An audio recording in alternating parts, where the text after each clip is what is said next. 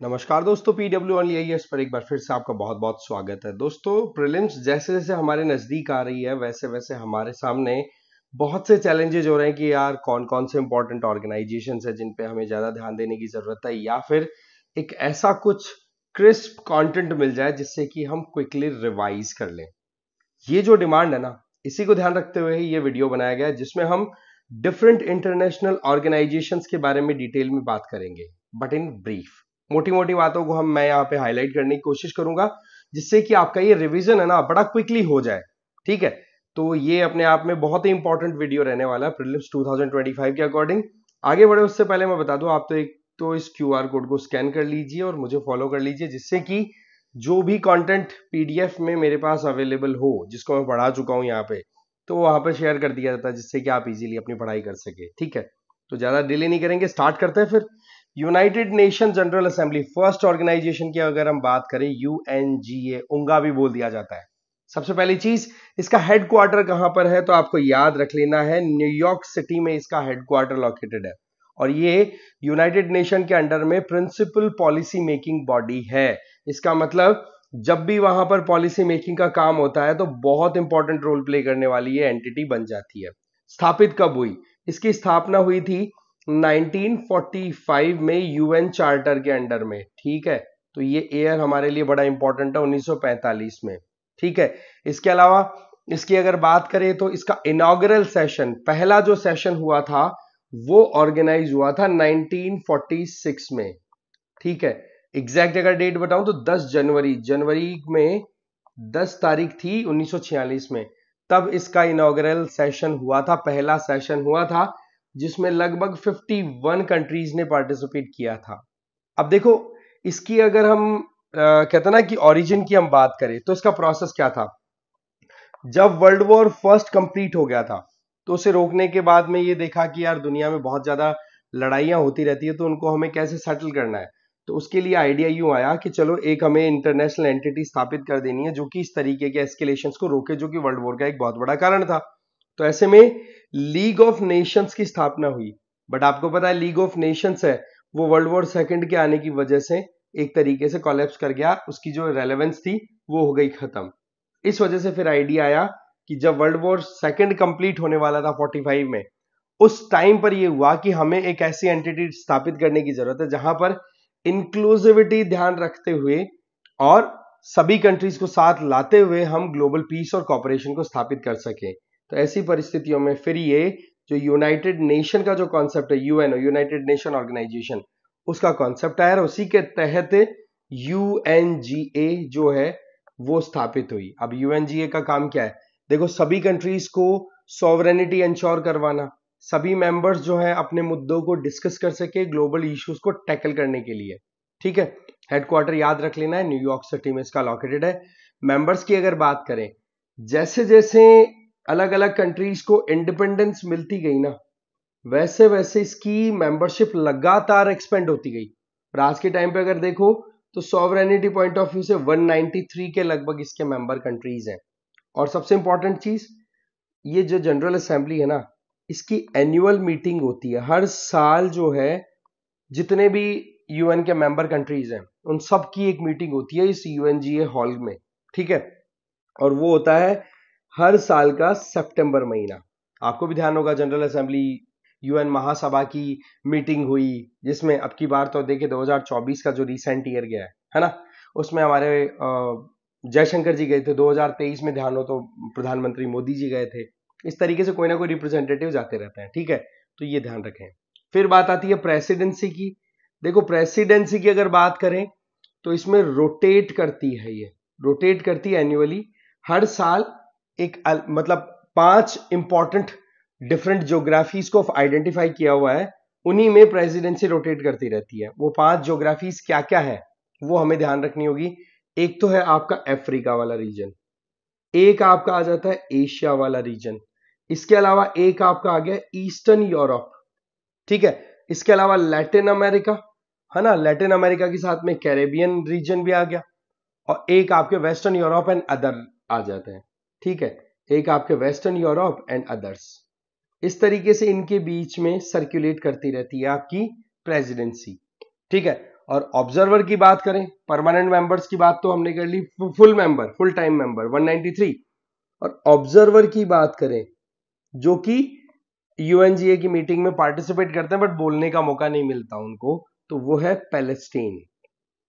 Palestine है, हॉली सी है, ये कुछ और टेरिटरीज है जिनको यहां पर जगह मिलती है बैठने के लिए। ठीक है, सीटिंग अरेंजमेंट की बात करें तो देखो अल्फाबेटिकली चेंज होता रहता है। डिसीजन मेकिंग की बात करें तो जितने मेंबर कंट्रीज हैं उनके लिए है 1 वोट 1 वैल्यू, सिंपल सी बात है, यहां पर सबकी वैल्यू इक्वल है। इसके अलावा जो यूनाइटेड नेशन सिक्योरिटी काउंसिल है या फिर यूनाइटेड नेशन इकोनॉमिक और सोशल काउंसिल है, इकोसोक, इनके भी इलेक्शंस उनसे उनके इनके मतलब आप देखो कि यूएनएससी के इलेक्शन हो या बजटरी इश्यूज हो, इसी तरीके से इकोसोक जो है उसके इलेक्शंस हो या बजटरी इश्यूज हो, उनको टैकल करने में यूएनजीए का बड़ा इंपॉर्टेंट रोल रहता है। ठीक है ना। और हमेशा ध्यान रखें कि इलेक्शन और बजटरी क्वेश्चन जब भी आते हैं तो यहां पर यूनाइटेड नेशन जनरल असेंबली का 2/3 वोटिंग मैटर करेगा, 2/3 मेजोरिटी के साथ मुद्दा पास होगा। अदरवाइज बाकी जो इश्यूज हैं, यहां पे मैं अगेन मेंशन कर देता हूं, इलेक्शन और बजट किसके, यूएनएससी और इकोसोक, इनके अगर हो तो तब तो 2/3 मेजोरिटी की रिक्वायरमेंट होती है वोटिंग के टाइम पे। बट जनरली अगर कोई और इश्यू है तो वहां पर सिंपल मेजोरिटी से भी काम चल जाता है, ये आपको ध्यान रख लेना है। इसके अलावा इसके अंडर में सब्सिडियरी ऑर्गन्स भी बहुत सारे काम करते हैं, कई कमिटीज हैं। जैसे जनरल कमेटी की बात करें तो यूएनजीए के प्रेसिडेंट होते हैं, 21 वाइस प्रेसिडेंट होते हैं, ये कोई वो नहीं है। बट यस, की बॉडीज की इसकी 6 मेन जो कमिटीज हैं वो आपको थोड़ा ध्यान रखने की जरूरत है। यूएनजीए के अंडर में टोटल 6 मेजर कमिटीज काम करती है। एक तो आपकी आगे डिसआर्मामेंट की, एक है international security economic and economics की, इसके अलावा फाइनेंशियल सोशल ह्यूमैनिटेरियन इश्यूज के ऊपर, एक है कल्चरल स्पेशल पॉलिटिकल के एस्पेक्ट में, एक डीकोलोनाइजेशन और एडमिनिस्ट्रेटिव, और एक आपकी बजटरी एंड लीगल। इस तरीके से ये सारी आपकी 6 इंपॉर्टेंट कमिटीज यहाँ पे काम करती हैं। अच्छा, इसके अलावा अदर इंपॉर्टेंट बॉडीज जो इसके अंडर में काम करती है उनके नेम में यहां पर मेंशन करूंगा। एक तो आपका यूनाइटेड नेशन डिसआर्मामेंट कमीशन, डिसआर्मामेंट कमीशन, भाई हथियारबंदी को कम करवाना दुनियादारी में। दूसरी इंपॉर्टेंट बॉडी है that is international law commission, international law commission जो कि इंटरनेशनल लॉज को कॉडिफाई करने का वो काम करता है। ठीक है।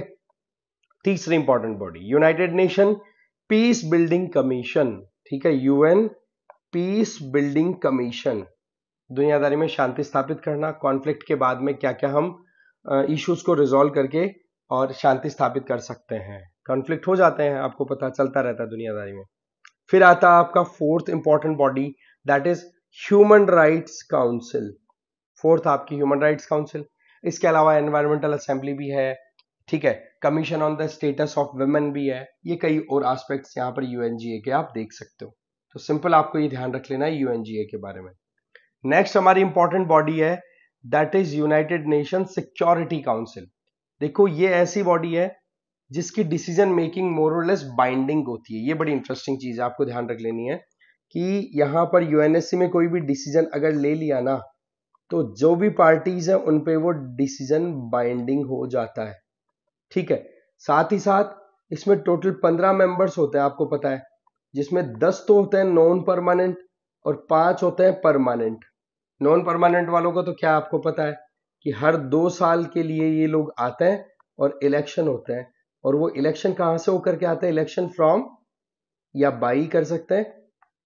इलेक्शन कहां से होता है, यूएनजीए से। मैंने बताया ना 2/3 मेजोरिटी वाला खेल, अभी वो वाला कॉन्सेप्ट यहां पर अप्लाई होता है।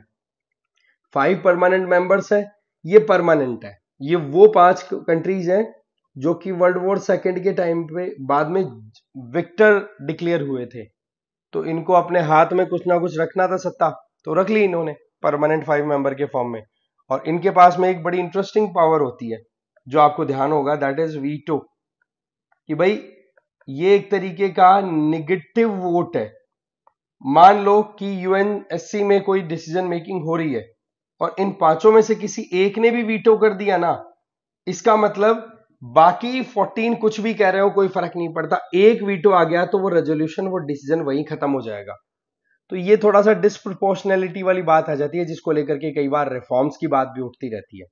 ठीक है, बहुत इंपॉर्टेंट चीज ये है कि एक तो हमें ये ध्यान रखना है 5 कंट्रीज कौन है परमानेंट 5 मेंबर्स। इनके अंदर एक तो देखो चाइना है, एक फ्रांस, रशिया, यूएस और यूके, सिंपल। और 10 नॉन परमानेंट मेंबर्स हैं, वो मैंने बता दिया, इलेक्शन होकर के आते हैं हर 2 साल के हिसाब से। अब इंपॉर्टेंट पॉइंट इज कि भाई इसका एम क्या है। इसका मेन ग्लोबल एम या मेन टारगेट रहता है international peace and security. International peace and security को स्थापित करना। और ये यूएन के अंदर में क्राइसिस मैनेजमेंट की अगर बात आए तो ये प्रिंसिपल बॉडी है, मतलब बहुत ही इंपॉर्टेंट काम करती है ये जब कभी भी कोई क्राइसिस इशू आता है। आपको ध्यान होगा जब से रशिया यूक्रेन कॉन्फ्लिक्ट स्टार्ट हुआ है तो यूएनएससी कितनी ज्यादा हाईलाइटेड रही है। वो बात अलग है, रशिया वीटो करने की क्षमता रखता है परमानेंट 5 में होने की वजह से, तो कुछ प्रॉब्लम आई नहीं। ये इसकी मीटिंग ऐसा नहीं है कि हाँ जी वो यूएनजीए की तरह सितंबर में एक बार होती है, नहीं, ये फ्रिक्वेंटली मिलते रहते हैं। कई बार सिविल वॉर्स को लेकर के, international security, natural disasters, arm proliferation, terrorism, इनको लेकर के मीटिंग होती रहती है इसकी। ठीक है, इसके अलावा सबसे इंपॉर्टेंट चीज क्या है कि ये ऐसी बॉडी है जिसमें ये परमानेंट 5 मेंबर्स है ना, ये अपनी दबदबा बना करके रखना चाह रहे हैं और रख रहे हैं, इसमें डाउट भी नहीं है। तो जब से स्थापित हुई है 1945-46 से, तब से लगभग अनचेंज्ड है। क्यों अनचेंज्ड बोला है?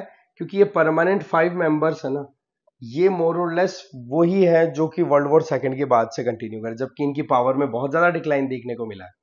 ठीक है, इसके अलावा देखा जाए तो जब कभी भी इस पर्टिकुलर बॉडी में डिसीजन मेकिंग होती है, डिसीजन मेकिंग प्रोसेस में क्या है कि अगर परमानेंट 5 में से किसी ने भी वीटो नहीं किया, अगर वीटो किसी ने नहीं किया, तो यहां पर सवाल ये आता है कि फिर कोई मुद्दा पास करवाना है तो वो क्या तरीका होगा। उसका तरीका सिंपल एक होता है कि जो टोटल मेंबर्स हैं 15 में से 9 जने यस कह दें, 15 में से 9 जने यस कह दें, पहली कंडीशन। और दूसरी कंडीशन क्या है कि ये जो 9, कम से कम 9 का यस आ रहा है ना, इनमें जो परमानेंट 5 है उनका यस रहे। वीटो तो बिल्कुल भी नहीं चाहिए, वीटो होते हैं तो काम वहीं खत्म हो जाएगा, ये हमें थोड़ा सा ध्यान रखना है। फिर बात आती है कि ये जो 10 नॉन परमानेंट मेंबर्स हैं, हाँ जी 10 नॉन परमानेंट मेंबर्स हैं, इनका क्या डिवीजन है, किस बेसिस पर ये लोग यहां पर आएंगे काम करने के हिसाब से। तो उसमें हमें ध्यान रख लेना है कि 5 सीटें तो सीधी बात है अफ्रीका और एशिया के लिए डेडिकेटेड है, जिनमें 3 अफ्रीका के लिए है, ध्यान से देख लेना, 3 अफ्रीका के लिए, 2 एशिया के लिए, स्ट्रेट एकदम डिवीजन। इसके अलावा एक सीट है वो ईस्टर्न यूरोप के लिए है ना। इसके अलावा 2 सीट्स हैं वो लैटिन अमेरिका और कैरेबियन कंट्रीज के लिए है। 2 सीट्स हैं वो कैरेबियन कंट्रीज, ये वेस्ट इंडीज वाले प्लस लैटिन अमेरिका वाले आ जाएंगे। ठीक है, ये ध्यान रख लेंगे। और रिमेनिंग 2 सीट्स हैं वो वेस्टर्न यूरोप और बाकी कंट्रीज के बीच में डिवाइड हो जाती है। रिमेनिंग 2 सीट्स हैं वो वेस्टर्न यूरोप और बाकी अदर कंट्रीज के बीच में आ जाती है।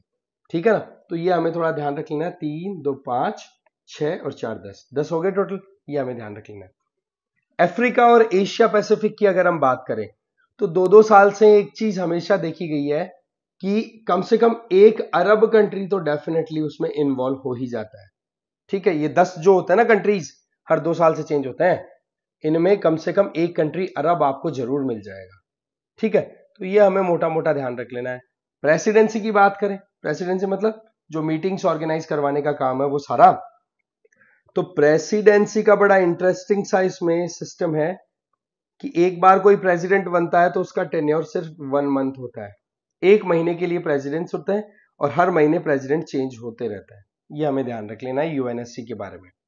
ठीक है ना, तो चलिए नेक्स्ट पे चलते हैं। नेक्स्ट हमारे पास में आ जाती है important body, that is UNCTAD, United nation conference on trade and development. देखो इसकी अगर बात करें तो सबसे पहली चीज इसका हेडक्वार्टर आपको ध्यान होना चाहिए, that is in Geneva, Geneva Switzerland. Okay, इसकी अगर बात करें तो इसको स्थापित भी किसने किया था, यूनाइटेड नेशन जनरल असेंबली की मीटिंग ऑर्गेनाइज हुई थी 1964 में। तब ट्रेड और इन्वेस्टमेंट को लेकर के एक बहुत इंपॉर्टेंट डिसीजन लिया गया और ये बॉडी कॉन्स्टिट्यूट की गई। टारगेट ये था कि जो ग्लोबल इकोनॉमी है उसको हमें कैसे भी करके एक तरीके से एक्सपेंड करवाना है। ठीक है, इसमें देखो इकोनॉमिक और ट्रेड इश्यूज को एनालाइज किया जाता है, साथ ही साथ जो मेंबर कंट्रीज हैं उनके बीच में कंसेंसस लाई जाए, सहमति लाई जाए कि भाई साथ मिलकर के काम करो, एक दूसरे का सपोर्ट करो, फाइनेंशियली टेक्नोलॉजिकल इंक्लूजन लेकर के आएंगे, वो सारी चीजें। ये ध्यान रखना है, जो यूनाइटेड नेशन की एक इंपॉर्टेंट बॉडी है दैट इज यूएन सेक्रेटरीट, उसी के अंडर में आप कहोगे ये काम करती हुई दिखाई देगी। और इसकी रिपोर्ट है ना, रिपोर्ट कि हाँ भाई कितना ट्रेड, क्या इन्वेस्टमेंट किस तरीके से गया है, वो मोर और लेस आप देखोगे ये रिपोर्ट करते हुए दिखाई पड़ेंगे आपको यूएनजीए को। तो ये हमें थोड़ा ध्यान रखने की जरूरत है। और इसके अलावा यूएनजीए को तो रिपोर्ट करता ही है, और एक और पॉइंट, इकोनॉमिक और सोशल काउंसिल है ना, उसको भी ये रिपोर्ट किया करता है। ठीक है, इसके अलावा देखा जाए तो 1964 में एवोल्यूशन हो ही गया था। अच्छा, बड़ी इंटरेस्टिंग चीज एक क्या आती है कि जब जो जनरल एग्रीमेंट था ट्रेड एंड टैरिफ पे, जिसको हम गेट बोलते हैं ना, जो गेट से ट्रांसफॉर्मेशन हुआ डब्ल्यूटीओ में 1995 में, उसमें बड़ा इंपॉर्टेंट रोल था अंकटाड का, ये हमें ध्यान रखना है। साथ ही साथ स्पिरिट ऑफ बैंकॉक पे मिलके ये काम करते हैं। और सबसे इंपॉर्टेंट चीज, अंकटाड के द्वारा कुछ इंपॉर्टेंट रिपोर्ट्स है ना, वो भी रिलीज की जाती है। वो रिपोर्ट्स क्या क्या है, एक तो है ट्रेड एंड डेवलपमेंट रिपोर्ट, याद रखिएगा, ठीक है, क्योंकि पूछी जा सकती है। एक वर्ल्ड इन्वेस्टमेंट रिपोर्ट भी अंकटाड रिलीज करता है, और एक आपका लीस्ट डेवलप्ड कंट्रीज की रिपोर्ट। ये 3 रिपोर्ट्स अंकटाड रिलीज करता है। मैं रिपीट कर रहा हूं, trade and development report, world investment report, the least developed countries report. ये हमें बिल्कुल भी मिस नहीं करना है। ठीक है, नेक्स्ट, ये है हमारा ग्रुप ऑफ 4, G4 कंट्रीज। ये देखो वो कंट्रीज हैं जो कि यूनाइटेड नेशन सिक्योरिटी काउंसिल में परिवर्तन लाना चाहते हैं। और ये कंट्रीज की अगर बात करें तो नाम याद रख लेना है, एक तो इंडिया हो गया, एक आपका ब्राजील हो गया, इसमें एक जापान आ जाता है, और साथ में जर्मनी। ये चारों के चारों कंट्रीज आज के टाइम पर जो परमानेंट 5 मेंबर्स है ना, उनमें से 2 या 3 से तो ज्यादा स्ट्रॉन्गर है।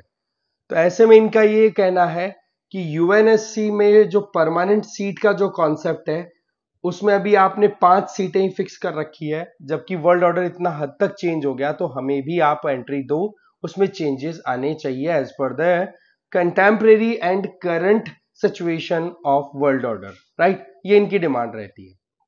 तो इसमें ये हमेशा ध्यान रखें, ये 5 परमानेंट मेंबर्स के लिए कहीं ना कहीं प्रॉब्लम का भी कारण बनते रहता है। और यस, इनकी मेंबरशिप को लेकर के परमानेंट 5 में से कोई ना कोई यस तो बोल देता है, बट द इशू इज कि कोई ना कोई एक वीटो कर जाता है। जैसे कि इंडिया की मेंबरशिप की बात ही करें तो चाइना वीटो कर जाता, प्रॉब्लम आती है। तो G4 कंट्रीज है, ठीक है ना। यूएनएससी में हमेशा चेंजेस की बात करते रहता है, बट मजे की बात क्या है कि इन G4 को काउंटर करने के लिए एक और ग्रुप है, ठीक है, जिसको बोलते हैं कॉफी क्लब। ठीक है, G4 को काउंटर करने के लिए एक ग्रुप और ऑपरेट कर रहा है, कॉफी क्लब। ये तो है G4 तो प्रो चेंजर्स, जो चेंजेस चाहते हैं, ठीक है, और ये है एंटी चेंजर्स। ठीक है, ये कॉफी क्लब है, ये चेंजेस नहीं चाहता, ये G4 को अपोज करता है। इनका ये कहना है कॉफी क्लब वालों का कि जो चल रहा है वो एकदम बेस्ट है, कुछ भी बदलने की जरूरत नहीं है। और इंटरेस्टिंग चीज क्या है कि इसमें कौन कौन से कंट्रीज हैं जो कि इन चारों कंट्रीज को अपोज कर रहे हैं। तो ब्राजील के अगेंस्ट में तो देखो अर्जेंटीना खड़ा है, हाँ जी। इधर आप देखोगे जर्मनी के अगेंस्ट में आपको दिखेगा इटली काम करता हुआ, क्योंकि ये सोचते हैं कि भाई इन कंट्रीज को अगर ब्राजील, जर्मनी, इंडिया, जापान को मेंबरशिप मिल गई, परमानेंट मेंबरशिप यूएनएससी में, तो कितनी प्रॉब्लम हो जाएगी, है ना। इसके अलावा ये जो इंडिया है, इंडिया को टारगेट करता है पाकिस्तान तो वैसे ही इंडिया कुछ चलेगा तो उसके अगेंस्ट में जाना है ना। और बाकी चाइना जैसे कंट्रीज भी है, वो मोर और लेस कॉफी क्लब का पार्ट है। परमानेंट 5 मेंबर होने के नाते चाइना ये चाहता है कि बिल्कुल भी इंडिया की तो एंट्री हो ही ना, और बाकी चेंजेस लाने की जरूरत ही नहीं है हमें। हम चाहते हैं कि जो ऑलरेडी एफिशिएंसी, इफेक्टिवनेस के बेसिस पे यूएनएससी काम कर रही है वो कंटिन्यू रहे। और इनको अगर एक और तरीका देखें तो कॉफी क्लब का काम करने का जो मॉडल है ना, उसको यूएफसी मॉडल बोलते हैं, यूनाइटिंग फॉर कंसेंसस। इसको बोलते हैं यूनाइटिंग फॉर कंसेंसस कि हमें तो बिल्कुल भी परिवर्तन नहीं चाहिए, इसलिए हम साथ में काम कर रहे हैं। शुरुआत कब हुई थी कॉफी क्लब की? ये देखो, इन्होंने 1990s के टाइम से अपना ये काम करना स्टार्ट कर दिया था। ठीक है, ये बिल्कुल भी नहीं चाहते कि यूएनएससी में एक्सपेंशन देखने को मिले। ठीक है, तो G4 और कॉफी क्लब ये हमें दोनों याद रख लेने, इसमें आपको कोई गड़बड़ नहीं करनी है। नेक्स्ट है इंटरनेशनल क्रिमिनल कोर्ट ICC। देखो अभी रिसेंट टाइम में व्लादिमीर पुतिन हो रशियन प्रेसिडेंट, या फिर Israeli prime minister Benjamin Netanyahu, इनको अरेस्ट करने के ऑर्डर आपको पता है आईसीसी ने कई डिक्लेयर किए हैं। वो बात अलग है कि ढाक के 3 पात कुछ कर नहीं सकते, बट यस ये एक अपने आप में बहुत ही इंपॉर्टेंट डेवलपमेंट जो रिसेंट टाइम में हुई है, उसमें बड़ी हाईलाइटेड इंस्टीट्यूशन रही है। तो ऐसे में हमें इसके बारे में थोड़ा जानना जरूरी है। सबसे पहली बात, इसकी स्थापना हुई थी, इसको स्टैब्लिश किया गया था 2002 में। ठीक है, और आप देखोगे इसमें मेन काम ये था कि जो इंडिविजुअल्स हैं, जो इंडिविजुअल्स वर्ल्ड में क्राइम को राइज करा रहे हैं, क्राइम को इंक्रीज कर रहे हैं, उनको पनिश करना। ठीक है, और ये आप देखोगे कि इंटरनेशनली इकलौता क्रिमिनल ट्रिब्यूनल है। मतलब आपको सिविल फाइनेंशियल इश्यूज को सेटल करने वाले तो कई इंस्टीट्यूशन मिल जाएंगे, बट क्रिमिनल ट्रिब्यूनल की बात करें तो ये one and only permanent international criminal tribunal है आईसीसी। और इसकी स्थापना जो 2002 में हुई थी ना, उसके पीछे एक एग्रीमेंट हुआ था इटली की कैपिटल रोम में, और इसीलिए इसका जो बेसिक आइडिया है, बेसिक डॉक है, दैट इज रोम स्टैच्यूट, उसके आधार पर जो 1998 में फाइनलाइज हुआ था। ठीक है ना, तो कोर्ट की ज्यूरिसडिक्शन, कॉम्पोजिशन, फंक्शन, ये सारी डिटेल्स आपको रोम स्टैच्यूट में देखने को मिल जाएंगी। वैसे स्थापित मैंने बताया 2002 में कर दिया गया था, डेट थी 1 जुलाई की। काम क्या है इसका? जो मैंडेट है ना, वो देखो सीधी बात है, क्रिमिनल एक्टिविटीज कहीं पर भी होती दिखे तो उन पे अटेंशन पे करना। इंडिविजुअल्स, मेन तो इंडिविजुअल्स, कंट्रीज पे नहीं जाता, कंट्रीज के लिए तो इंटरनेशनल कोर्ट ऑफ जस्टिस है। ये इंडिविजुअल्स को ट्रायल में लेने की कोशिश करता है कहीं पर भी कोई ग्रेव क्राइम हो, जैसे genocide, war crime, crime against humanity, crime of aggression. तो व्लादिमीर पुतिन और बेंजामिन नेतन्याहू, इनके लिए यही मामला यहां पर आया। इसके अलावा कोर्ट जो है कब काम करता है सॉरी, जब अगर नेशनल कोर्ट्स अनेबल हो, जैसे यूक्रेन का मामला ले, तो यूक्रेन के कोर्ट्स कहां काम कर सकते हैं आज के टाइम पे, है ना? तो ऐसी परिस्थितियों में आईसीसी ने अपना रोल प्ले करने का काम किया। अभी अगर करंटली हमसे कोई पूछे कि भाई कितने मेंबर इसके अभी कंट्रीज मेंबर हैं, तो आपको 125 के लगभग देखने को मिल जाएंगे। ध्यान रखें, चाइना, मैं नाम लिख रहा हूं यहां पे, चाइना, इंडिया, इजराइल, रशिया और यूएस, ये इसके मेंबर्स नहीं हैं। इंडिया ने साइन नहीं किया रोम स्टैच्यूट को। फिर सवाल ये आता है कि रशिया और इजराइल दोनों के दोनों अगर आईसीसी के सिग्नेटरी नहीं है, तो फिर इनके प्रेसिडेंट और प्राइम मिनिस्टर के खिलाफ में कार्रवाई कैसे कर सकता है आईसीसी? तो आईसीसी के लिए काम करने का तरीका क्या है कि जो भी कॉन्फ्लिक्टिंग कंट्रीज है, ध्यान से समझना, जो भी कॉन्फ्लिक्टिंग कंट्रीज हैं, उनमें से जो अटैक करने वाला है या तो वो या जो विक्टिम है वो, दोनों में से कोई भी एक अगर मेंबर है आईसीसी का, तो केस आईसीसी में चला जाएगा। और यही मामला यहां पर देखने को मिला है। यूक्रेन की तरफ से गया और इधर पैलेस्टीन गाजा पट्टी वाला वो चला गया। तो मोरलेस अगर देखें तो आईसीसी में ना होने के बावजूद भी रशिया और इजराइल क्यों कटघरे में है? तो लॉजिक सिंपल है कि यहां पर अगर कोई भी दो पार्टीज जो कॉन्फ्लिक्ट है, उनमें से कोई भी एक पार्टी अगर आईसीसी की सिग्नेटरी है, तो फिर वो केस आईसीसी में जाने के लिए एलिजिबल हो जाता है। और वैसे कोर्ट की बात करें कॉम्पोजिशन में, तो टोटल 8 जजेस होते हैं। हर जज जो है वो डिफरेंट मेंबर कंट्री से आता है, और एक बार इलेक्शन हो जाता है तो वो 9 साल का टेन्योर लेकर के काम करते रहते हैं। ध्यान रखें, रिन्यूएबल नहीं है, मतलब एक बार अगर कोई मेंबर बन गया तो वो अपनी मेंबरशिप को रिन्यू नहीं करा सकता। एक बार मेंबर बन गया तो अब आप वेट करिए, लंबा वेट करिए। ठीक है, ये हमें ध्यान रख लेना इसके बारे में। ज्यूरिसडिक्शन का मैं पॉइंट आपको बता ही चुका हूं, ठीक है, इसमें आपको कोई डाउट होना नहीं चाहिए। फिर हम चलते हैं नेक्स्ट पे। Next is BRICS. ब्रिक्स की अगर बात करें तो ये देखो बहुत ही इंपॉर्टेंट एंटिटी के तौर पे रिसेंट टाइम में इमर्ज हुआ है। जब से रशिया यूक्रेन कॉन्फ्लिक्ट हुआ है, तब से वेस्ट के लिए एक ये चैलेंज क्रिएट कर रहा है, ठीक है ना। वेस्ट के लिए चैलेंज क्रिएट कर रहा है जिसमें चाइना और रशिया आगे हो रहे हैं और इंडिया देखो न्यूट्रल है, तो ऐसे में वेस्ट के साथ भी एंगेज कर रहा है तो इनके साथ भी। और ब्रिक्स की जब शुरुआत हुई थी तो इंडिया बहुत इंपॉर्टेंट पार्ट के तौर पे कंटिन्यू करता आया है शुरू से लेकर आज तक। BRICS Brazil, Russia, India, China, South Africa, simple. आप देखोगे कि इसका मेन टारगेट है कि वेस्ट की डोमिनेंस वाले जो G7 है, G7 ग्रुप है या वर्ल्ड बैंक है, उनको काउंटर करने के लिए इसको स्थापना की गई थी। इसका कॉन्सेप्ट जो था वो इस तरीके से आया था कि जी ये जो 4 कंट्रीज हैं, इन 3 में से 4 लो आप, साउथ अफ्रीका को एक बार साइड कर दीजिए, ब्रिक, इनके पास में इतनी क्षमता है कि 21st सेंचुरी में ये इकोनॉमिकली बहुत ज्यादा प्रोग्रेस करने वाले हैं। तो ऐसे में आप देखोगे गोल्डमैन सैच के एक इकोनॉमिस्ट जिम ओ'नील, उन्होंने ये आइडिया दिया था कि इन कंट्रीज को साथ मिलकर काम करना चाहिए, बहुत ज्यादा स्ट्रॉन्ग ग्रुपिंग बन सकती है। तो ऐसे में ये ग्रुप का जो एवोल्यूशन है वो इसी तरीके से हुआ था, ठीक है। फिर साउथ अफ्रीका की एडिशन हो जाती है उसमें बाद में, तब ये बन जाता है ब्रिक्स। एजेंडा की बात करें कि ब्रिक्स एक्चुअल में काम क्या करता है, तो देखो बहुत से ऐसे इश्यूज हैं जिनके ऊपर ये कंट्रीज मिलकर बातचीत किया करते हैं, डिस्कशन किया करते हैं, डिसीजन लिया करते हैं। एक तो सबसे इंपॉर्टेंट टेररिज्म, ठीक है, इंटरनेशनल टेररिज्म, एक क्लाइमेट चेंज आ गया। इसके अलावा इंटरनेशनल इकोनॉमिक और फाइनेंशियल सिचुएशन पे डिस्कशन किया करते हैं। इसके अलावा जो ब्रेटन वुड इंस्टीट्यूशंस हैं, जिनमें एक तो वर्ल्ड बैंक जिसमें वेस्ट की डोमिनेंस है और एक आईएमएफ, दोनों में वेस्ट की डोमिनेंस है। वर्ल्ड बैंक में यूएस, आईएमएफ में यूरोप मेजोरिटी स्टेक लेकर के, या फिर दोनों में वर्ल्ड यूएस की मेजोरिटी है। इस वजह से ये चाइना इंडिया को ये बिल्कुल पसंद नहीं है और रशिया को भी बिल्कुल पसंद नहीं है। तो ये चाहते हैं कि वर्ल्ड बैंक और आईएमएफ का ऑल्टरनेट हम तैयार करें, ठीक है ना। शुरुआत कब होती है, देखो G8, आज जो G7 ग्रुप है ना, डेवलप्ड कंट्रीज, डेमोक्रेटिक कंट्रीज का ग्रुप, वो पहले G8 हुआ करता था और G8 में जो एक हटा है, जो G7 बन चुका है, वो था रशिया। तो मीटिंग ऑर्गेनाइज हुई थी 2006 में G8 की, कहां पे, सेंट पीटर्सबर्ग में। सेंट पीटर्सबर्ग आपको पता होगा रशिया में है। तो वहां पर जब ये 2006 की मीटिंग हुई थी, तब इस आइडिया पे काम होना स्टार्ट हुआ। तो फर्स्ट ब्रिक जो फॉरेन मिनिस्टर्स है उनकी मीटिंग हुई फिर न्यूयॉर्क में 2007 में।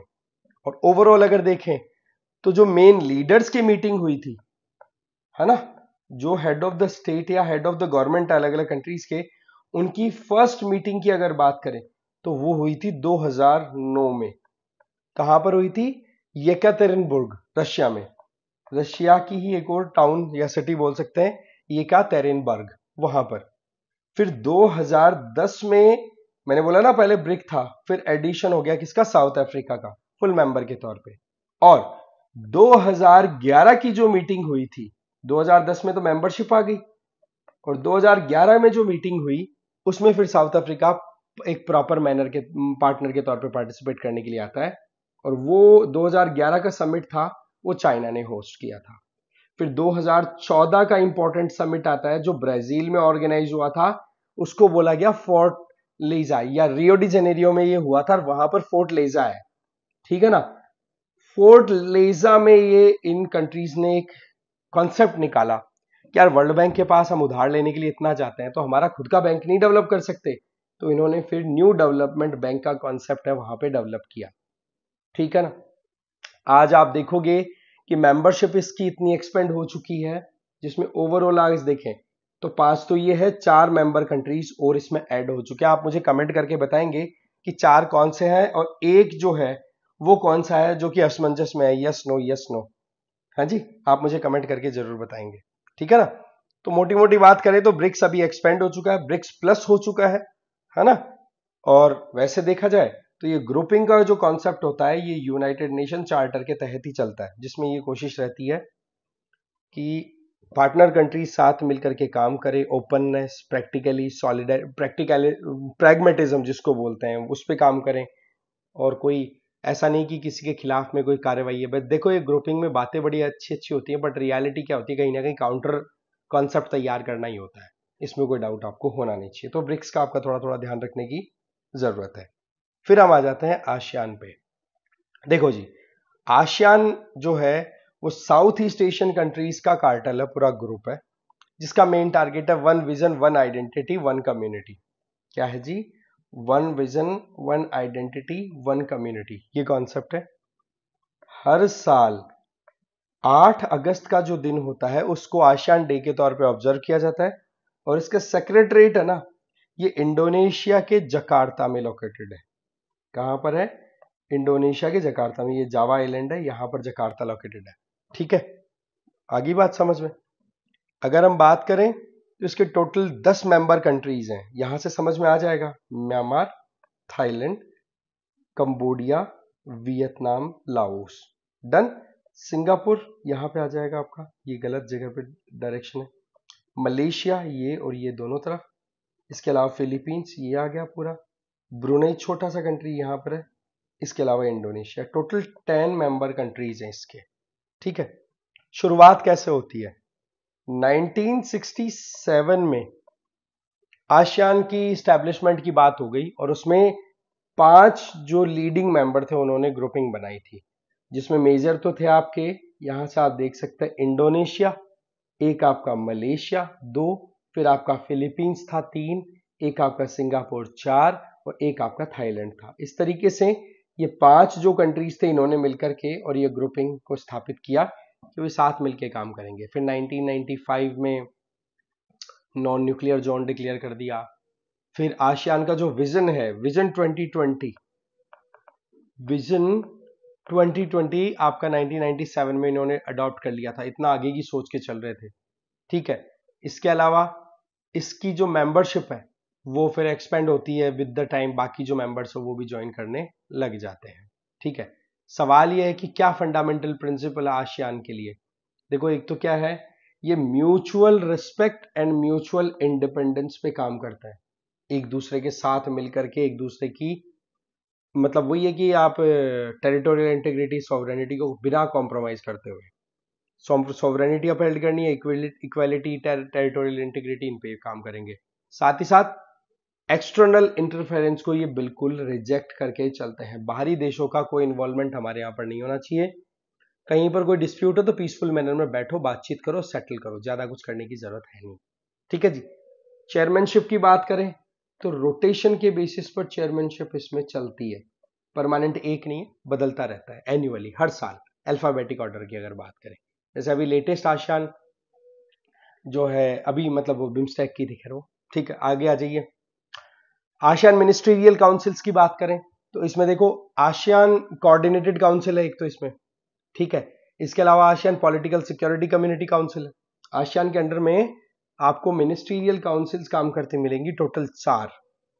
एक काउंसिल तो आपकी होगी कोऑर्डिनेटेड काउंसिल, एक है political security community council, right, एक आपकी आसियान में इकोनॉमिक कम्युनिटी काउंसिल, और एक आपके आगे सोशियो कल्चरल कम्युनिटी काउंसिल। तो ये हमें ध्यान रख लेना है। ठीक है, इसके अलावा अगर देखा जाए आसियान के बारे में तो हमारे पास में कुछ रीजनल फोरम्स भी है आसियान के अंडर काम करने वाली, जिसमें एक आती है आसियान के बारे में ADMM। ADMM का फुल फॉर्म हो जाता है आसियान तो है ही plus defence ministers meeting plus ASEAN defence minister meeting. इसमें प्लस हो जाता ना, प्लस का मतलब ये हो गया, प्लस मीटिंग का मतलब हो गया कि आसियान के जो पार्टनर 8 कंट्रीज हैं इंडो पैसिफिक रीजन में, वो भी यहां पे पार्टिसिपेट करते हुए दिखाई पड़ते हैं। जैसे Australia, China, India, Japan, New Zealand, Korea, Russia और यूएस, ये मिलकर के फिर एंगेज करते हैं ADMM प्लस मीटिंग में। ध्यान रखिए, प्लस का मतलब यहां पर इंडिया भी इन्वॉल्व हो चुका है। ठीक है, इसके अलावा आसियान की अगर बात करें तो इंटरनेशनली एंगेज करने के लिए मल्टीलेटरल कई एस्पेक्ट्स हैं, जिनको हमें यहाँ पर अच्छे से देखना जरूरी होता है कि हाँ भाई, कहां पर ये आसियान के साथ में एंगेजमेंट हमारी चलती है। जैसे ईस्ट एशिया समिट का नाम आपने सुना होगा, है ना। इसके अलावा देखें तो यहां पर आपके फ्री ट्रेड एग्रीमेंट्स की बात करें तो आसियान कंट्रीज की अगर हम इंडिया की बात करें तो इंडिया के साथ में फ्री ट्रेड एग्रीमेंट हो रखा है। तो ये कुछ बेसिक चीजें हैं जो हमें ध्यान होनी चाहिए, राइट। चलिए नेक्स्ट पे आ जाता है। नेक्स्ट हमारा आ गया बिम्स्टेक। बिम्स्टेक की अगर बात करें तो इसकी अभी 6ठी मीटिंग ऑर्गेनाइज हुई, 6th मीटिंग। थाईलैंड ने इसको होस्ट किया था, ठीक है ना। और मेन टारगेट था इसमें प्रॉस्पेरस, रेजिलियंट एंड ओपन। देखो बिम्स्टेक के लिए थीम क्या रखी थी? प्रॉस्पेरस, रेजिलियंट और ओपन, ठीक है। बिम्स्टेक के लिए ये थीम रखी गई थी। मेन काम क्या है कि जो बे ऑफ बंगाल रीजन है उसके साथ में जो कोस्टल लाइन शेयर करने वाले कंट्रीज हैं उनका ये ग्रुप है, जिसमें आप देख सकते हैं इधर श्रीलंका, फिर इंडिया, नेपाल, भूटान, बांग्लादेश, म्यांमार और थाईलैंड, ये है, ठीक है ना। ये 1997 में बैंकॉक डिक्लेरेशन के बेसिस पे स्थापित हुआ था और यहां से रिलेटेड कुछ स्टार्ट्स, क्योंकि जब से इंडिया पाकिस्तान के कॉन्फ्लिक्ट्स राइज हुए हैं तो इसकी वजह से एक बहुत इंपॉर्टेंट ग्रुप था सार्क, वो मोर और लेस हाशिए पे जा चुका, बिल्कुल मार्जिनलाइज हो चुका है। तो ऐसे में बिम्स्टेक को एक ऑल्टरनेट के तौर पे इंडिया देखता है, राइट। तो उस पॉइंट ऑफ व्यू से ये जो मीटिंग हुई है ये बड़ी इंपॉर्टेंट हो जाती है, ठीक है ना, इसमें आपको कोई डाउट होना नहीं चाहिए।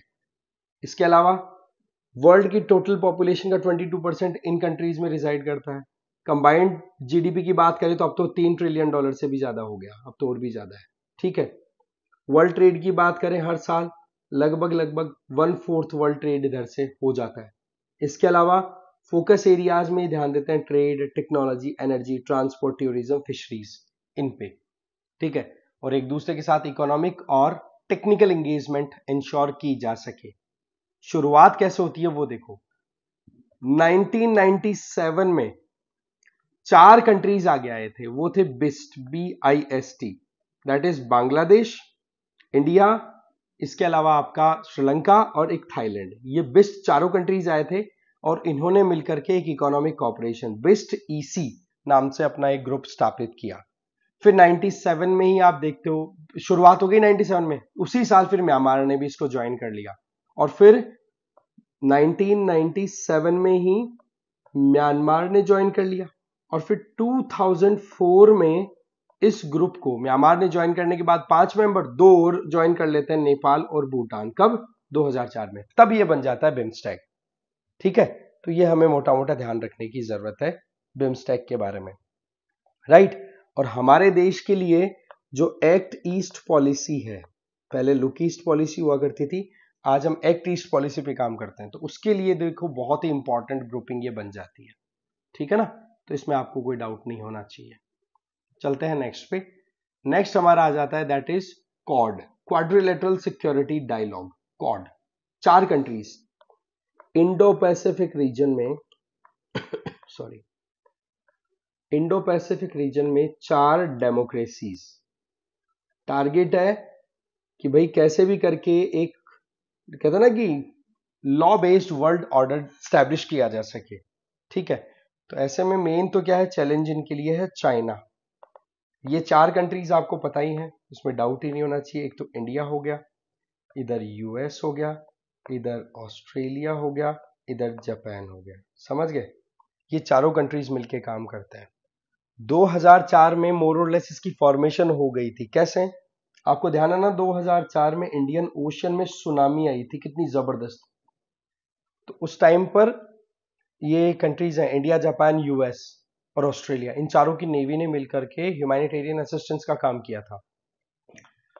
फिर 2007 में आप देखते हो कि क्वाड की एक ऑफिशियल मीटिंग ऑर्गेनाइज कराई जाती है, जिसमें मेन रोल प्ले किया था Shinzo Abe, Japanese prime minister ने। और आपको ध्यान होगा कि ये जो चारों कंट्रीज हैं इनकी नेवल एक्सरसाइज भी होती है, जिसको हम मालाबार एक्सरसाइज बोलते हैं।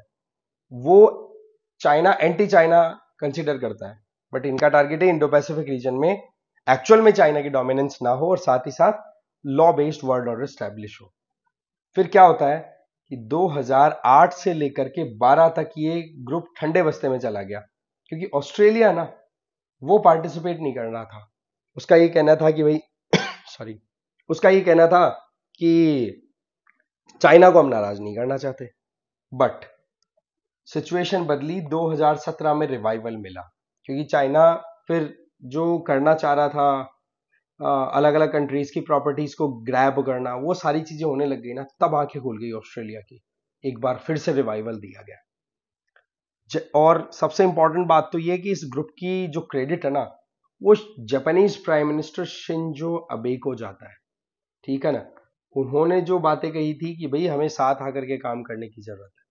ये बेसिकली वैसे एक इनफॉर्मल स्ट्रेटेजिक ग्रुपिंग है जिसमें मैरीटाइम सिक्योरिटी इंश्योर करना, लॉ बेस्ड वर्ल्ड ऑर्डर मैं बता चुका हूं। और मेन टारगेट कहां पर है भाई, यहां पर अगर देखें तो इंडो पैसिफिक रीजन में, जिसको पहले बोला जाता था एशिया पैसिफिक रीजन, अब इंडो पैसिफिक बोला जाता है। इसका विजन स्टेटमेंट आया 2023 में। अब आप सोचो कि कितना ज्यादा कंफ्यूजन या कितना ज्यादा डिले रहा। 2004 से 7, 12, 8 से 12 तक वैसे ठंडे बस्ते में, 17 में रिवाइवल पर। विजन डॉक्यूमेंट कब आया, 2023 में। नाम क्या दिया उसका, enduring partners for Indo Pacific. इसमें 6 इंपॉर्टेंट क्राइटेरियाज पे फोकस करते हैं कंट्रीज। क्या क्या है, एक तो देखो क्लाइमेट चेंज तो है ही, साथ ही साथ क्रिटिकल और इमर्जिंग टेक्नोलॉजी, जिसको cutting edge technology, latest technology हम बोल सकते हैं। इसके अलावा cyber security, health security, health security partnership, और एक infrastructure and space.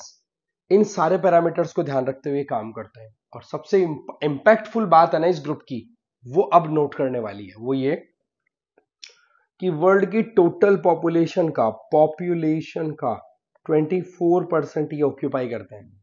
Number 2, global GDP की बात करें, ग्लोबल जीडीपी की अगर बात करो तो 35% के लगभग इनके हाथ है। ग्लोबल ट्रेड की बात करो तो लगभग 18% इनके पास में। तो अच्छी खासी पोजीशनिंग लेकर के चलते हैं ये, ठीक है ना। तो ये हमें थोड़ा सा ध्यान रखने की जरूरत है। साथ ही साथ देखो एनुअल हमारी नेवल एक्सरसाइज होती है 2+2 डायलॉग जिसको हम बोलते हैं, उसमें आपको कोई डाउट होना नहीं चाहिए। सॉरी, एनुअल जिसको बोलते हैं अपन मालाबार एक्सरसाइज। और यूएसए के साथ में, जापान के साथ में, इनके साथ हमारा 2+2 डायलॉग होता ही है, जिसमें हमारे डिफेंस मिनिस्टर और एक्सटर्नल अफेयर मिनिस्टर एंगेज किया करता है, ठीक है। तो ये थोड़ा ध्यान रख लेना है। फिर आ जाओ आई मैक के बारे में। देखो आई मैक है ना, ये जब हम G20 को होस्ट करने वाले कंट्री थे 2023 में, तब ये प्रोग्राम स्टार्ट करने के लिए एग्रीमेंट हुआ था, जिसमें मेन टारगेट ये था कि कैसे भी करके हमें कनेक्टिविटी इंश्योर करनी है इंडिया से लेकर के यूरोप तक, जिससे कि जो बीच में जैसे होतीज कार इनका ये जो प्रॉब्लम चलती रहती है, इसको हम अवॉइड कर सके। तो India middle east Europe economic corridor इसको बोला जाता है। कई जगह पर आप इसको आई मीक भी पढ़ लेंगे, ठीक है ना। और कई जगह पे आई मैक के तौर पे भी इसको देखा जाता है। तो इसके देखो क्या कनेक्टिविटी है, इंडिया के मुंबई को कनेक्ट किया जाएगा यूएई के जबैल अली से। फिर उसके बाद में ये लैंड रूट लेते हुए अल्टीमेटली सऊदी अरब से होगी, फिर बीच में आ जाएगा जॉर्डन, और फिर ये इजराइल के हाइफा तक जाएगा। हाइफा से फिर मरीटाइम कनेक्टिविटी दी जाएगी पिरेयस ग्रीस में, ठीक है। और वहां से फिर एंट्री हो जाएगी यूरोप में। इसका मतलब इंडिया, मिडिल ईस्ट और यूरोप, ये एक इकोनॉमिक कॉरिडोर इसको। अब वैसे आपको पता है मिडिल ईस्ट में इतनी टेंशन चलती रहती है तो प्रॉब्लम है, बट अगेन आइडिया बहुत लंबा लेकर के चला गया है, ठीक है। ये एक मल्टी मॉडल कनेक्टिविटी इनिशिएटिव है, ध्यान रख लें, मल्टी मॉडल, ठीक है ना। क्योंकि इसमें आप खुद देख सकते हैं मैरीटाइम रोल भी आ गया, रेलवेज का भी रोल आ गया, again maritime, multi modal connectivity initiative है, ठीक है। इसकी अगर बात करें तो इसके एमओयू साइन हो चुके हैं। इसका मतलब इसको कागजी कार्रवाई में आगे बढ़ाया जा चुका है, जिसमें इंडिया तो है ही, बाकी इंडिया के अलावा यूरोपियन यूनियन हो गया, फ्रांस, इंडिविजुअल कंट्रीज को भी एंगेज किया गया, जर्मनी, इटली, ठीक है, सऊदी अरब, यूएई, इनका भी पार्टी, और यूएस तो मेन रहेगा, ठीक है। जब हम इस G20 की समिट होस्ट कर रहे थे उस टाइम पर। साथ ही साथ इसका मेन टारगेट ये कनेक्टिविटी देकर के चाइना का जो बेल्ट एंड रोड इनिशिएटिव है उसको काउंटर करने का रहेगा। इसके दो पार्ट्स हैं, एक पार्ट तो है ईस्टर्न, ये वाला, जिसमें ईस्टर्न वाले के अंदर तो क्या है, इंडिया और मिडिल ईस्ट की कनेक्टिविटी आप दे रहे हो, और एक है नॉर्दर्न कॉरिडोर, जिसमें ये पर्शियन गल्फ वाले रीजन को आप कनेक्ट कर रहे हो यूरोप के साथ में। तो इस तरीके से ज्योग्राफिकली दो पार्ट्स में इसको डिवाइड किया जा सकता है। कोशिश ये रहेगी यहाँ पे ट्रेड इन्वेस्टमेंट को बूस्ट मिले, defence security, clean energy transition, high technology transfer या engagement, space science research etcetera, ये जनरल चीजें हैं जो हमें ध्यान रखने की जरूरत है, ठीक है। नेक्स्ट, ये आईमैक का हो ही गया अपना यहाँ पर। फिर हम बात कर लेते हैं यहाँ पर, ये एससीओ था, ठीक है, इसको थोड़ा करेक्ट कर लेना भाई, ये मैं करेक्ट कर देता हूं यहां पर, this is SCO, Shanghai cooperation organisation, SCO। ठीक है, इसके बारे में अब थोड़ा सा हम जानने की कोशिश करते हैं। देखो जी, संघाई कोऑपरेशन ऑर्गेनाइजेशन ऐसा एक ग्रुप है जहां पर आप देखोगे कि इंडिया, चाइना, पाकिस्तान जैसे कंट्रीज मेंबर बन के बैठे हैं। ठीक है, तो ये भी थोड़ा इंपॉर्टेंट हो जाता है। पहले मेंबर नहीं था इंडिया, बट अल्टीमेटली 2015-16 में इंडिया की इसमें एंट्री हो जाती है। शुरुआत कहां से होती है? देखो, पहले तो क्या है कि 1990s के टाइम पे ये जो सेंट्रल एशियन कंट्रीज है, इन्हीं का ये ग्रुपिंग हुआ करता था चाइना की लीडरशिप में। बट विद द टाइम इसको फिर एक्सपेंशन मिलता गया और 2001 में फिर इसको नाम दिया गया संघाई कोऑपरेशन ऑर्गेनाइजेशन। ठीक है ना, 2001 में मोटा मोटा स्थापित हो गया, जिस टाइम पर इसकी मेंबरशिप हुआ करती थी, यहां से आप देख सकते हैं 1 सेकेंड, चाइना था इसका मेंबर उस टाइम 2001 में जब स्थापित हुआ, कजाकिस्तान इसका मेंबर था, किर्गिस्तान था, रशिया था, इसके अलावा उज्बेकिस्तान और तजिकिस्तान। ये ध्यान रख लेना हमेशा कि जो तुर्कमेनिस्तान है ना, ये देखो रेड कलर में शो कर रखा है, तुर्कमेनिस्तान, ये ऐसा कंट्री है जो जनरली ग्रुपिंग में पार्टिसिपेट नहीं करता। तो यहां पर सेंट्रल एशियन कंट्रीज की बात है SCO में, तो तुर्कमेनिस्तान को एलिमिनेट कर देना, बहुत हद तक आपकी हेल्प हो जाएगी क्वेश्चन को सॉल्व करने में, राइट। तो यहां पर हमें थोड़ा सा ये देखने की जरूरत है। ठीक है, इसका मेन काम क्या है? Trade, investment, energy, transportation, security, anti terrorism काम करने, वो सारी चीजें हैं। ऑफिशियल लैंग्वेज की बात करें तो रशियन और चाइनीज इसकी ऑफिशियल लैंग्वेज है। ये बड़ी इंपॉर्टेंट बात है भाई, ये हमें ध्यान रख लेना है। ऑब्जेक्टिव मैंने बता दिए कि भाई एक तो कंट्रीज, जो भी मेंबर कंट्रीज है, उनके बीच में रिलेशनशिप प्रॉपर मेंटेन्ड हो। तो 2001 में तो केवल 5 मेंबर्स ही थे, आज मेंबरशिप बढ़ करके बेलारूस भी ऑब्जर्वर से इधर एंट्री ले चुका है। तो टोटल यहां पर बेलारूस को और ऐड कर दो, अब काउंट कर लो, 10 मेंबर्स हो चुके हैं SCO में। करंट अगर मेंबरशिप की बात करो 2025 की, तो SCO में जो 5 मेंबर थे वो बढ़ करके टोटल हो गए 10। ठीक है, डेमोक्रेटिक इक्विटेबल ऑर्डर को इनको सेटल करना, प्रमोट करना। 1996 से जर्नी स्टार्ट होती है, 1996 से, जब यहां पर आप देखते हो कि 5 कंट्रीज, शंघाई 5 के नाम से 5 कंट्रीज आगे आते हैं। ठीक है, जो ऑलरेडी मैं बता चुका हूं। फिर उज्बेकिस्तान की एंट्री होते ही फिर इसको SCO का नाम दे दिया गया। आज अगर देखें तो China, India, Kazakhstan, Kyrgyzstan, Russia, यहां पर आप पूरा देख सकते हैं अच्छे से। ठीक है, तो ये सारे कंट्रीज वो हैं जो इसके अभी मेंबर कंट्रीज है। ये नाम रखना, याद रखना बहुत ज्यादा जरूरी है। इसके अलावा ऑब्जर्वर स्टेटस की बात करें तो अफगानिस्तान और मंगोलिया, ये 2 इसके ऑब्जर्वर अभी कंट्रीज बचे हैं, एक तो अफगानिस्तान और मंगोलिया। और डायलॉग पार्टनर्स की लिस्ट थोड़ी लंबी है, आप यहां पे देख सकते हैं, UN का तो अपना रहता है ही। ठीक है, इसमें बड़ी इंटरेस्टिंग एक पॉइंट आती है, that is related to rates. देखो, रेट्स की अगर बात की जाए, 1 सेकेंड, यस, रेट्स, सबसे पहले तो इसका ये आप देखोगे रीजनल एंटी टेररिस्ट स्ट्रक्चर है। इसका हेडक्वार्टर कहां पर है, ये तो ये ध्यान रख लेना हमें, ये ताशकंद है। ठीक है ना, ताशकंद फाइल्स, वो मूवी भी आपने देखी होगी, राइट, जो कि उस टाइम USSR में हुआ करता था। उज्बेकिस्तान में ताशकंद है, वहां पर रेट्स का हेडक्वार्टर। इसका मेन काम ये है कि टेररिज्म, सेपरेटिज्म और एक्सट्रीमिज्म को कंटेन किया जाए। तो रेट्स के ऊपर कई बार पूछा जा सकता है, ये बड़ी इंपॉर्टेंट फैक्ट है, रेट्स किस इंस्टीट्यूशन या किस ग्रुप के अंडर में काम किया करता है। तो ये हमें गांठ बांध लेनी है कि हाँ भाई, ये पर्टिकुलरली SCO के अंडर में काम करता है। ठीक है, तो ये हमारे पास में लगभग 8 से 10, 11 के लगभग कुछ इंपॉर्टेंट ऐसे ऑर्गेनाइजेशंस थे जिनकी बेसिक्स को हमें बिल्कुल भी मिस नहीं करना था। एडिशन तो एड ऑन तो आप बहुत कुछ कर सकते हो, बट मिनिमम बेयर तो इतना तो आपको करना चाहिए। बाकी इस वीडियो में इतना ही था। Thank you very much.